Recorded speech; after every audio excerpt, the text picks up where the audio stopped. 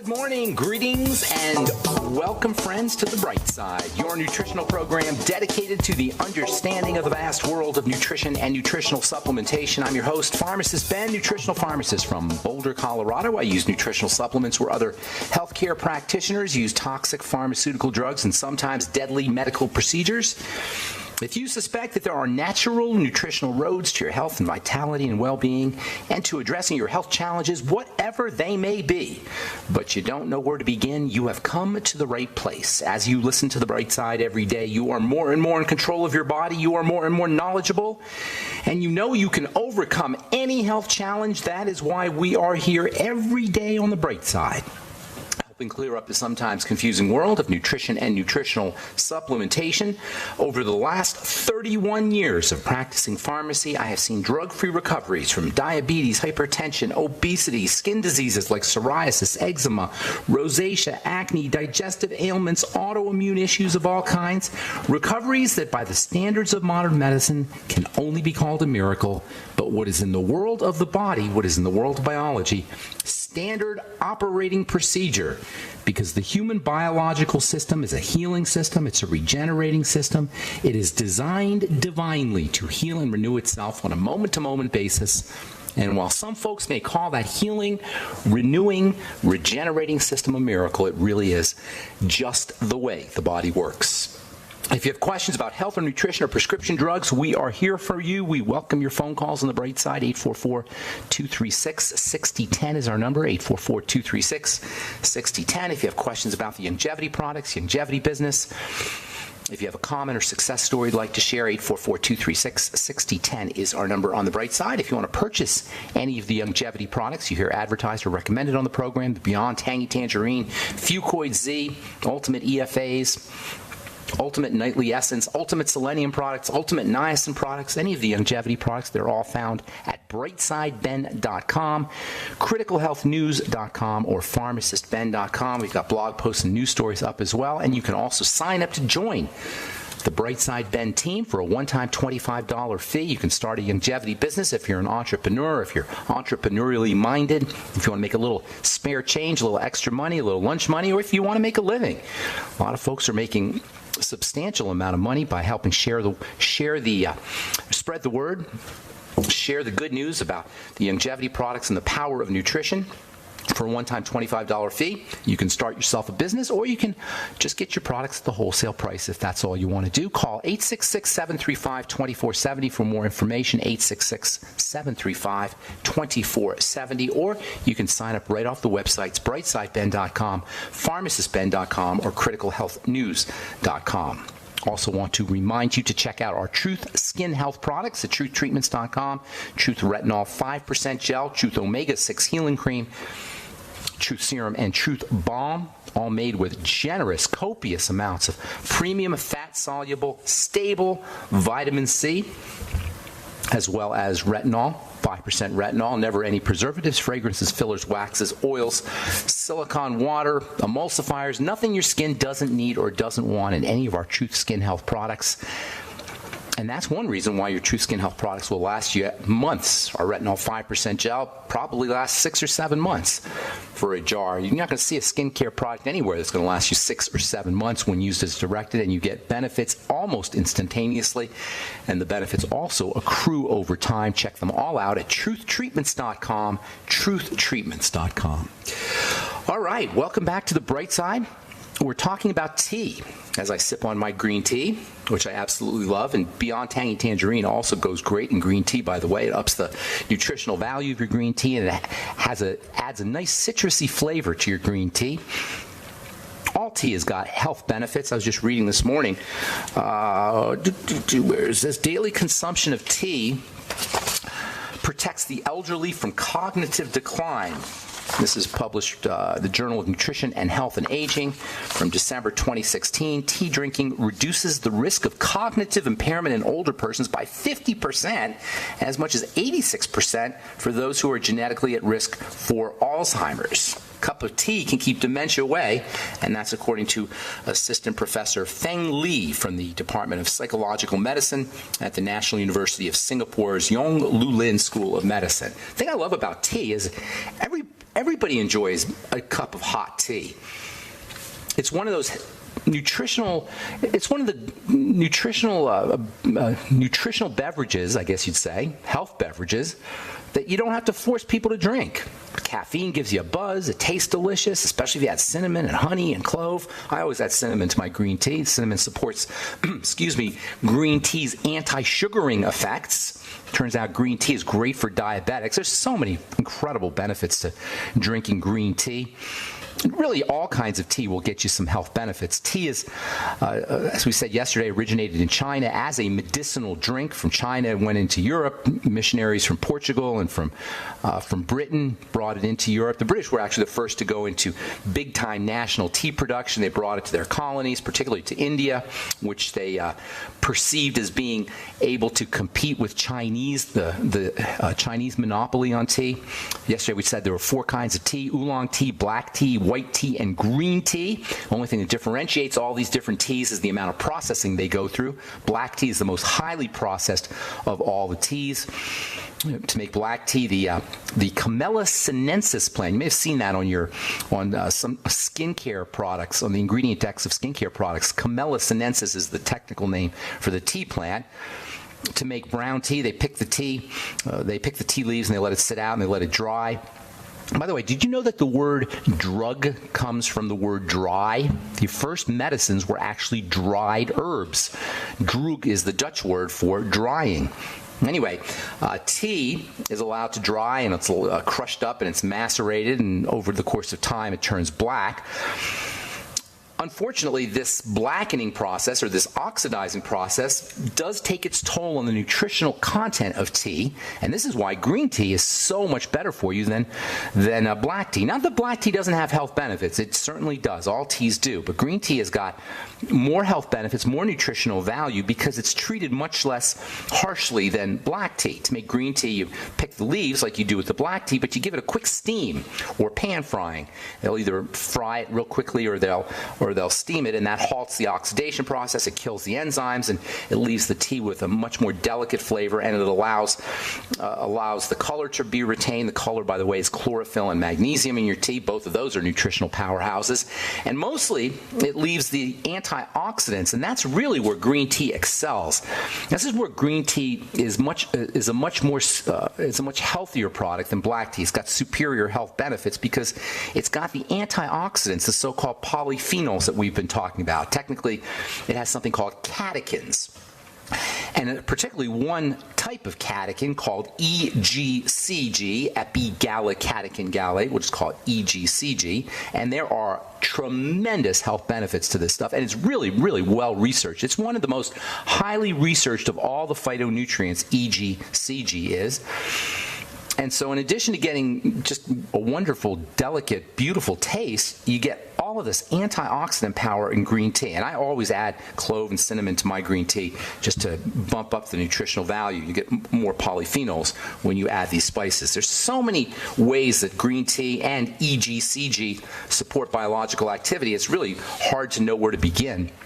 For one thing, these catechins, these green tea catechins, can help mop up excessive iron and other heavy metals. Excessive chromium, for example. Iron in particular, iron chelation in particular is one of the benefits to green tea, and it's been studied pretty well. According to a March 2010 article published in the journal Medicinal Chemistry, green tea lowers iron deposition for iron-overloaded mice, and because iron is so unstable, iron oxidizes very readily. Oxidation is the same thing as rust, and we all know about rusty nails, rusty iron nails. This is really the big problem with iron, is it's so readily oxidized, and this can lead to cancers. And of course, chelation, or tying up. Chelation is a magnetic attraction.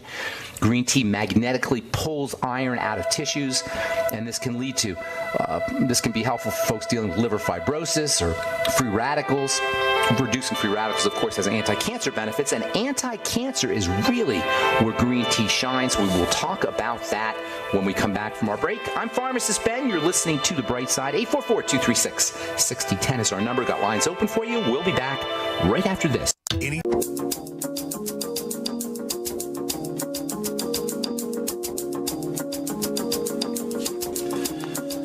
We are back on The Bright side, I'm Pharmacist Ben. Got lines open for you at 844-236-6010, 844-236-6010. If you have questions about the longevity products or longevity business or anything we're speaking about here today, if you have questions about tea, green tea, or polyphenols, or vegetation, or botanicals, or if you have a success story you'd like to share, or if you just want to comment on anything we're speaking about here today, 844-236-6010 is our number. If you want to purchase any of the longevity products you hear advertised or recommended, please go to brightsideben.com, pharmacistben.com, or criticalhealthnews.com. You can also call the Brightside Ben phone team at 866-735-2470. That's 866-735-2470. Okay, so continuing on, green tea. Love the stuff.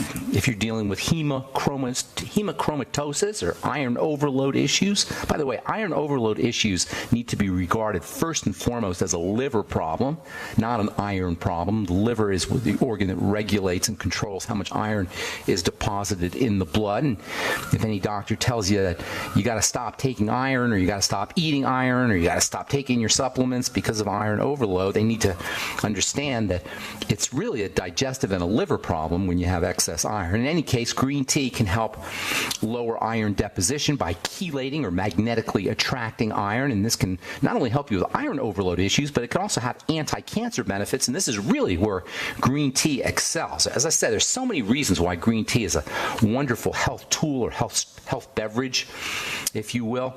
But one of the main reasons why it's important is because of its anti-cancer benefits, particularly when it comes to hormonal cancers. Green tea is used in bodybuilding formulas because it has an ability to lower estrogen levels, and this can also help men dealing with prostate issues, prostate cancer in particular. Over 11% of men will have some kind of prostate issue at some time in their life. Prostate cancer is the fourth most common cancer in the world, following lung cancer, breast cancer, and colon cancer. That's according to the World Cancer Research Fund. And as it turns out, 20% of the world's total green tea consumption is found in Asian countries, and Asian countries are well known for having far less incidence of prostate cancer than other countries. Prostate cancer is relatively uncommon in Asian countries. In a study that was presented at the American Society of Clinical Oncology's annual meeting in 2015, researchers from the Moffitt Cancer Center and Research Institute in Florida gave 49 men with precancerous prostate lesions 200 milligrams of green tea capsules, which had a highly concentrated form of green tea, and compared them to men taking a placebo. And what they found out was that men who got the green tea reduced their chances of going to the next stage of cancer and also had lower PSA scores. Another study, this one from UCLA's David Geffen School of Medicine. This was a National Institute of Health study. 79 men with prostate cancer who were scheduled to undergo surgery drank either 6 cups of brewed green tea or just plain old water, depending on when they were going to have surgery. They drank it for either 3 or 6 weeks before their surgery. Of the 67 men who finished the study, levels of PSA levels were lower after the study, and those who drank their tea, drank green tea. Men with prostate cancer who drank green tea had less prostate tissue inflammation. That's a marker for cancer growth than those men who got the placebo or got the water. That's according to Susan Henning, who is an adjunct professor at the University of California. She goes on to say, we were able to show that green tea polyphenols, that's the active ingredients in green tea, reached the prostate tissue and did modify inflammation of the prostate, unquote. And again, inflammation of the prostate is a marker for prostate cancer. According to the World Health Organization, countries like Japan that have high green tea consumption have about 3 times lower prostate cancer than men in the United States. Men in Japan usually drink, check this out, up to 10 cups of green tea per day. That's a lot of green tea. Green tea, by the way, a cup of green tea has around 30 milligrams or so of caffeine. That's about a third, or a little bit less than a third, of the caffeine content of the average cup of coffee. So you do get a jolt of caffeine, but it's certainly nothing like coffee. Black tea has about 50 milligrams of caffeine per cup. Of course, the Japanese don't just get anti-cancer benefits or don't have lower rates of cancer only because they drink green tea. They have a different way of living their life. They also eat lots of fermented food, good bacteria. Probiotics also are cancer protective, particularly for the prostate. Japanese eat a lot of fish, a lot of sushi. They get their omega-3 fats from fish. They get iodine from fish. And both iodine and omega-3 fats have anti-prostate cancer and anti-cancer benefits. There's other reasons too. Probably soy has a fermented soy, that is, not regular soy. Regular soy could be a problem for the prostate, but fermented soy products may be helpful. Fermented food in general is going to have anti-cancer benefits. Fermented food, of course, will help you process. Fermented foods will help you process other foods that you're eating. Fermented foods help you process toxins. Fermented foods will help balance out hormone levels. Fermented foods can help balance out cholesterol levels. Fermented foods and bacteria in general have wonderful health benefits. So it's not just the green tea that gives the Japanese their lower rates of cancer. There's other things that they do. But green tea certainly helps. Zinc, by the way, is super important for prostate health. If you're dealing with prostate health issues, zinc 50 milligrams a day is a must-have. Working with fats in general, not just omega-3 fats, but making sure that you're not using trans fats and burnt fats and rancid fats, vegetable oils. All of these can create a problem for the fatty system of the body, and the prostate is a fatty gland. But green tea, nonetheless, drinking green tea is a great strategy for anyone worried about prostate cancer or prostate health issues.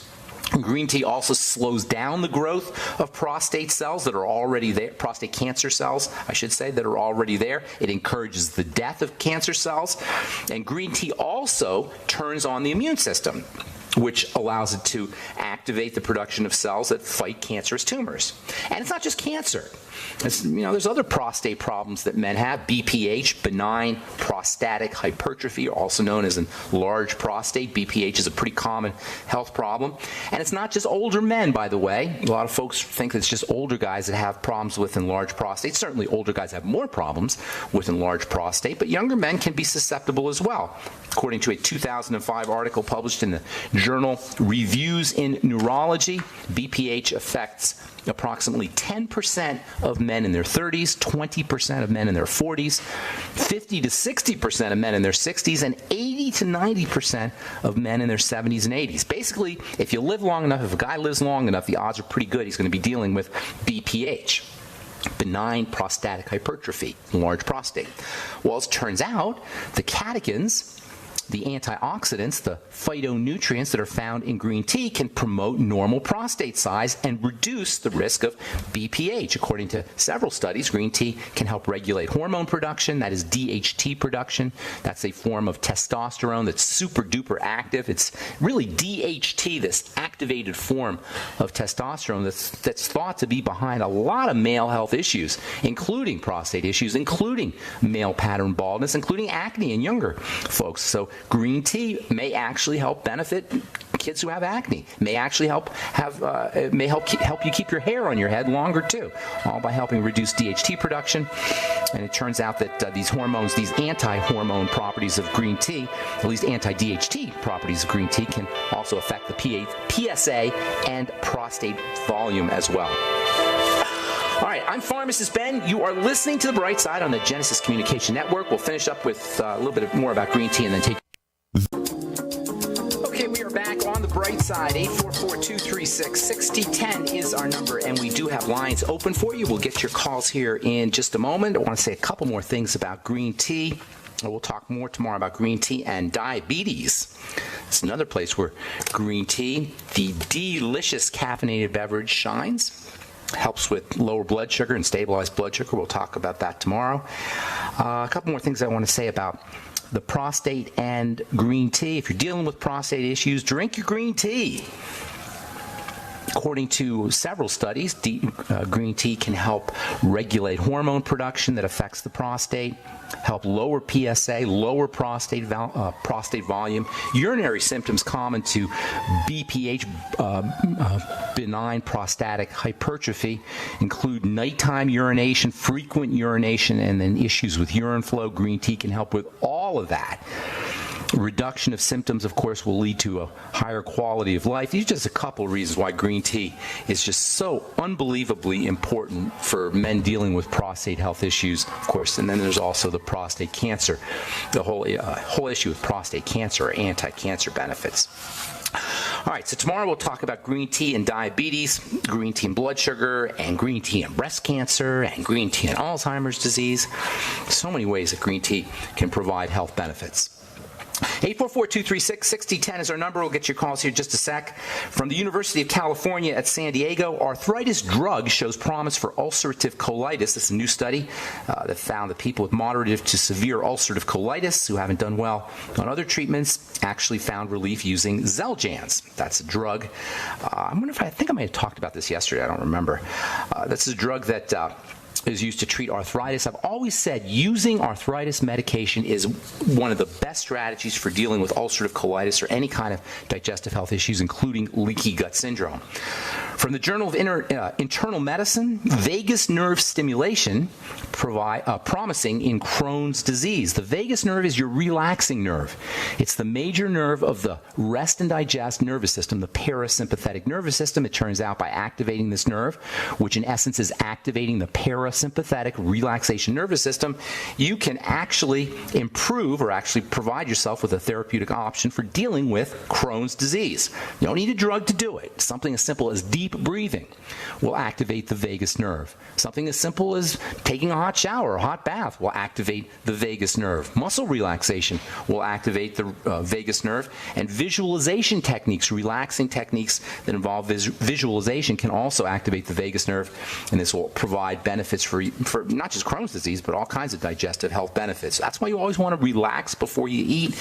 And that's why you don't want to be eating when you're under stress or eating at a business meeting or eating under any kind of traumatic or stressful, in a traumatic or stressful state can suppress the digestive system and actually have a negative impact on digestive health. From the Journal of the Royal Society of Medicine, common cold duration is shortened similarly by zinc acetate and zinc gluconate. Well, it turns out that using zinc is a great way to shorten the duration of a cold. I learned this in pharmacy school, and I've been using zinc lozenges as a treatment for myself. If I ever I don't catch colds all that frequently, but when I feel one coming on, a zinc lozenge or two can go a long way towards shortening the duration of your cold or even preventing your cold. In fact, using zinc as a supplement is a great way to prevent colds.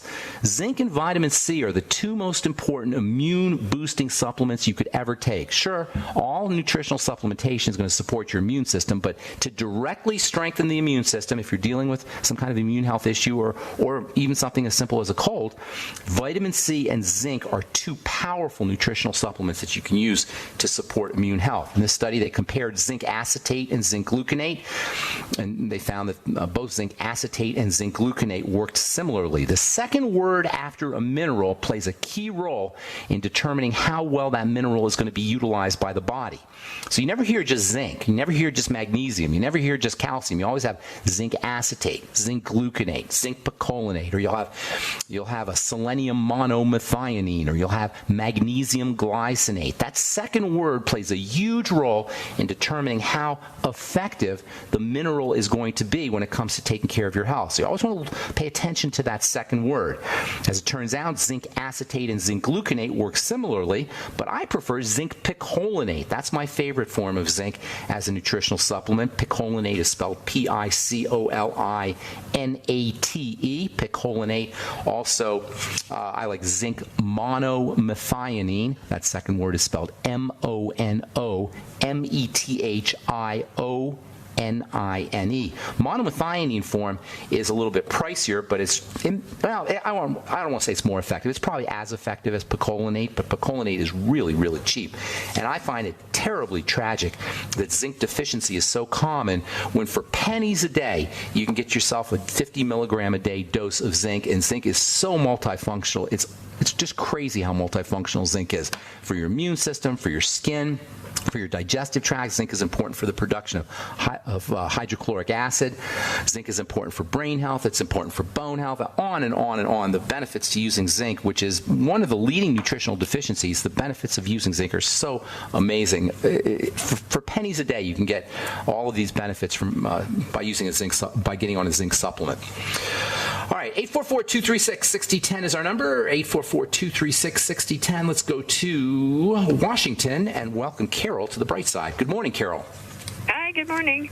What's going on? You were talking about green tea, and all the tea I can find comes from China or Japan. Japan for radiation and China for pollution. They can even call organic foods organic over there when they're grown in filth.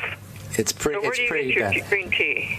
It's not a good situation, but you can find domestic green tea. I actually haven't checked where my green tea comes from, so I don't know. But your point is well taken. Interestingly, green tea actually chelates heavy metals, as I was talking about earlier. So a lot of toxicity that typically would be found in herbs or plants, you won't get when you do your green tea, because the green tea chelates these heavy metals, and they may not get released into your tea. That having been said, your point is well taken, and that's just the world we live in, my dear. Water is polluted, the air is polluted, the soils are polluted, the plants are polluted, the vegetables are polluted, everything's polluted. Human beings are the only species that craps in their water and then drinks it, and that's basically the world we live in, and I don't know how you get around it. Our genetically mandated lifespan is around 130, 140 years. Forget it. You're not going to make it to 130 or 140 because just how trashed out our environment is. Try to make it to 80, try to make it to 90, and try to keep your quality of life. That's really what it's about. It's about quality of life. And your point is well taken. We got a polluted planet. We live on a polluted planet. What are you going to do? The benefits do you buy your own tea? Do I grow my own tea? No, do you buy your own tea? So you can go home and look at it and then tell us tomorrow. You want me to do that? I'll tell you during the next break. I'll go during the break and I'll look see where the tea is made. But your points. I hear people talk about sushi that way. Sushi is one of the all-time great power foods you could ever eat, raw fish. But look at the oceans. Yeah. Look how trashed out the oceans are. So what are you going to do? You got to eat, right? So vegetables are the same way. Even if you're going organic, right? The soils are polluted. So you can't keep the pollution contained. That's just the world we live in. But you got to do you don't want to deprive yourself of the nutritional value of these substances. And green tea has got tremendous nutritional value. I'll tell you what. I'm going to tell you where I get my tea here, where the tea I use is grown on our next break after we come back from our break. Thanks for your call, Carol. All right, I'm Pharmacist Ben. You're listening to The Bright Side. 844-236-6010 is our number. We'll be back right after this.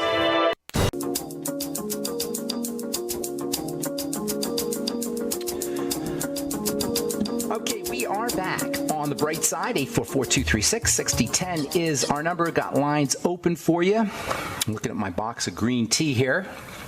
Celestial Seasonings green tea. It doesn't actually say where the green tea is grown, but odds are pretty good it's grown somewhere in Asia, Japan, China, North Korea, or South Korea, not North Korea, but South Korea are commonly, green tea is commonly grown in those countries. Tea is actually grown in the United States, too. There's a lot of tea farms in Alabama, California, Georgia. Florida's got some green tea plantations, I guess they are. DeLand, Florida. There's a company called Green Tea Plants in DeLand, Florida. As I look up my green tea statistics here. So it doesn't have to be Chinese or Asian, although Asian green tea there's a good chance if you're drinking green tea it's being grown in Asia. So that's hope that answers your question there, Carol. 844-236-6010 is our number. Let's go to Don in Atlanta. Good morning, Don. Welcome to The Bright Side, buddy. Hey, Ben. Really quick, a niacin flush. What is it? Why does it happen? Okay. Yeah, that's a great question. Yeah. Did it freak you out? Tell me what happened. Well, I never took niacin before, but listening to the show, I said, let me try supplementing with it with some of the other supplements I use, and about 10 minutes after taking it, you got the flush. A tingling rush in my head, and I was like, what's going on? And it moved literally down through my body. It took about 40 minutes to pass through. Yeah, it's pretty unpleasant. Through it. Yeah, it was weird. It's unpleasant. Yeah, how much did you take? I'll look while you talk to me. Okay. The niacin flush is there's a couple of implications to the niacin flush. Number one, you'll usually get the niacin flush when you first start using niacin, when your body's really deficient in niacin. Number two, you'll get the niacin flush if you take too high a dose all at once. And number three, you'll get the niacin flush. Milligrams. That's a big dose. That's a big dose of niacin. Yeah, that'll give you the flush, especially if you've never taken it before. The niacin flush is vasodilation. It's the experience of blood vessels opening up and blood rushing through to parts of the body that typically don't get a lot of blood, like your tips of your ears, for example. Did you notice it in the tips of your ears, or maybe your tips of like my neck and the back, the ears? Yeah. The surface of your skin will get a big jolt of blood, and that's what you're experiencing. That heat is really blood. It's not necessarily a bad thing, because what's happening is your blood vessels are opening up, you're getting more circulation, you're improving detoxification. Where it becomes a bad thing is just an unpleasant feeling, and it does take about a half hour. 40 minutes is a long time. Usually it takes about 20 to 30 minutes for it to subside. It is unpleasant. So here's what you want to do. There's a couple strategies. Number one, do a smaller dose. Number two, work yourself into a larger dose. Number three, take your niacin with food, and that will diminish the likelihood of the niacin flush. Number four, use timed release niacin. In fact, that's the best way to get a big jolt of niacin, is by using timed release niacin. It actually is a timed release. And you still got the flush? I did eat it and it was 500 mil, time release. I ate it exactly when I first started the meal. So and you still got the flush? And you still got the... Oh, that's unusual. Usually food will keep that from happening, and almost always timed release niacin is not going to cause that issue. There are no flush niacins that you can use. That's another thing, another strategy, and you might want to look for the no flush version. Although the niacin flush doesn't, as you go through as you start using niacin on a daily basis, the likelihood of getting the flush will subside. So it usually only happens the first few times you use it, but it's so unpleasant that most people will just not use niacin, which is unfortunate. Because niacin is one of the most powerful of all nutritional supplements. The reason I say that is typically a vitamin is something that your body cannot make, and that's the definition of a vitamin. It's an essential nutrient that the body cannot make. Niacin is the one exception to that. In other words, niacin is so darn important for the body that the body will actually make some niacin under deficiency states. It won't make enough, and you can certainly have niacin deficiency diseases, but it's called pellagra, the niacin deficiency disease. But niacin is so important that your body will always make a little bit of niacin. And there's a very interesting relationship between niacin and serotonin. Serotonin is your coping hormone. It allows you to, your stress management hormone. It's not a happy hormone. It's a stress management or a coping hormone. And under conditions of niacin deficiency, the body will actually it will actually make niacin instead of making serotonin. I don't want to get too much into the biochemistry, but your serotonin levels will drop under conditions of niacin deficiency. So for folks using Prozac and using serotonin reuptake inhibitors, it turns out that niacin will allow your body to make more serotonin, and in that way can act as a natural, non-toxic SSRI. So the point I'm making is niacin is so important for the body that the body will actually, it's the one vitamin the body will actually make. So stick with it. If I were you, I'd stick with it. Start with a lower dose. Work yourself into a higher dose. Don't start off with 500 milligrams. Maybe start off with 100 milligrams, and then maybe do twice a day, and then work it into 3 or 4 times a day. Niacin's got so many health benefits. It's just amazingly, amazingly important. For folks who are trying to quit smoking, by the way, niacin is... The second time I used it, it was way less. Yeah, that's what will happen. Way less. Exactly, that's what will happen. So stick with it and just keep your dose low and then work up slowly. I was going to say, niacin is a great supplement for folks who are trying to quit smoking cigarettes. Niacin is similar to nicotine. The chemical structure of niacin is similar to nicotine. Thanks for your call. Appreciate it. Don in Atlanta. Oh, my gosh, we got Rose here. Rose. Thanks for calling, Rose. Thanks for calling back. I remember we were talking yesterday about blood clotting. Yes. Okay. This is kind of a two-part thing. I was diagnosed with thrombocytopenia. Last year I had a stroke. And then they wanted to, after complimenting how clean my blood vessels were, they wanted to put me on the statin. And, which I wouldn't do that. But anyway. Why did they want, what was the logic to putting there wasn't any. Okay, all right. There wasn't any logical explanation. So, they wanted me to take, the aspirin blood pressure med. The blood pressure was going up when, as soon as I would have the blood cells tapped, the so-called excess red blood cells tapped, then it would go back down. So I wasn't taking anything at all. I was just getting, every other month they were basically taking a unit off. And this went on for the last year. Well, all of a sudden, last month I had a heart attack, and then they had to put a stent in. And again, they complimented my how, I had no plaque. My blood vessels look so good and clean, and the blood's fine. But again, they want me to take the statin. I said, I'm not taking it. So right now I'm just taking the baby aspirin. Why are you taking the baby? If your blood's thin, why are they giving you the baby aspirin? Well, this is my question: are the red blood cells having, producing platelets? It's a platelet issue. Thrombocytopenia means you're not making enough platelets. Your blood's not clotting appropriately. Did you get nosebleeds or anything like that, or little tiny red dots in your skin? A little bit, but they were telling me it was the excess red blood cell production, and that they were tapping. No. They were that doesn't sound right. They were taking a unit of blood off of me like every other month. Cytopenia means little. Cyto means cells. That means you're making too little thrombocytes, or blood clotting cells. That's what thrombocytopenia is. Decreased production of platelets. So what you're looking at here is several things. You're probably looking at a liver problem. That's the most common reason why you'll have thrombocytopenia. And most of us do have liver problems, especially as we get older. So I'd ask you about your digestive system, the liver being a digestive organ. That's the first thing I always think about. No problem. No digestive health issues, no liver issues. You can't just have a heart attack for no reason. So there's got to be something going on. So that's really going to be your job, is to figure out what kind of fundamental health challenges you have. When I say fundamental, I mean your heart problems and your blood problems are secondary. They're not fundamental. Right. Nobody just has a heart problem. That's a secondary problem. Your primary health issues are the blood sugar system, are going to involve the blood sugar system, the digestive system, and the adrenals and the thyroid. I call that the triangle of disease. And these are the three fundamental points the body breaks down. Everything after that is secondary.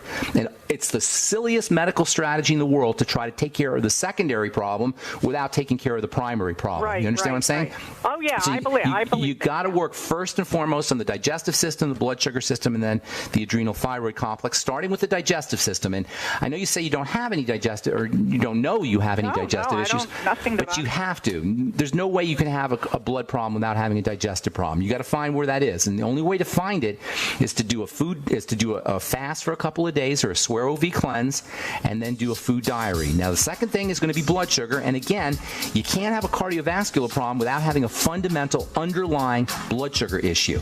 So you got to work on the blood sugar as well. It really just comes right down to the basics. To try to take care of the symptoms, that is the leaves of the tree, without taking care of the root of the tree, unless you have an emergency, is just foolhardy, and it's a waste of time. And the only way you can do it is to drug you, or to surgically remove something, or radiate or electrocute. Thus, the tools of the medical model. Rose, I got to motivate. That's all the time we have for today. I'm sorry if we left you on hold.